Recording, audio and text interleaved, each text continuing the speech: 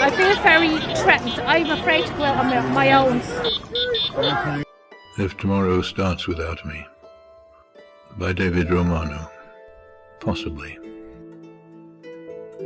When tomorrow starts without me, and I'm not there to see, if the sun should rise and find your eyes all filled with tears for me, I wish so much you wouldn't cry the way you did today, while thinking of the many things we didn't get to say.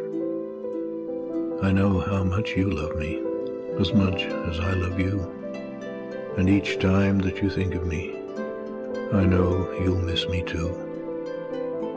But when tomorrow starts without me, please try to understand that an angel came and called my name and took me by the hand and said my place was ready in heaven far above, and that I'd have to leave behind all those I dearly love.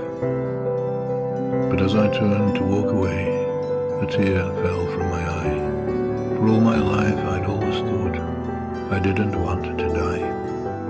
I had so much to live for, so much left yet to do. It seemed almost impossible that I was leaving you.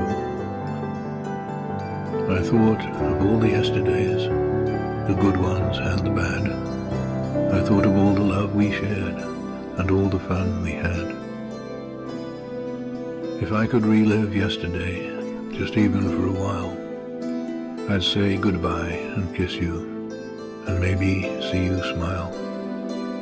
But then I fully realized that this could never be, for emptiness and memories would take the place of me. And when I thought of worldly things I might miss come tomorrow, I thought of you, and when I did, my heart was filled with sorrow. But when I walked through heaven's gates, I felt so much at home. When God looked down and smiled at me from his great golden throne, he said, "This is eternity, and all I've promised you. Today your life on earth is past, but here life starts anew. I promise no tomorrow, but today will always last. And since each day is the same, there's no longing for the past. You have been so faithful, so trusting and so true, though there were times you did some things you knew you shouldn't do. But you have been forgiven, and now at last you're free. So won't you come and take my hand and share my life with me? So when tomorrow starts without me, don't think we're far apart, for every time you think of me, I'm right here in your heart."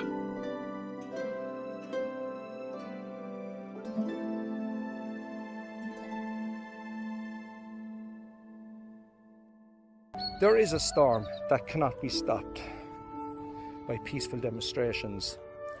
The flooding of our communities by undocumented individuals has not only stretched our resources in our communities, but it has also put our women, men, and most certainly our children in extreme dangers.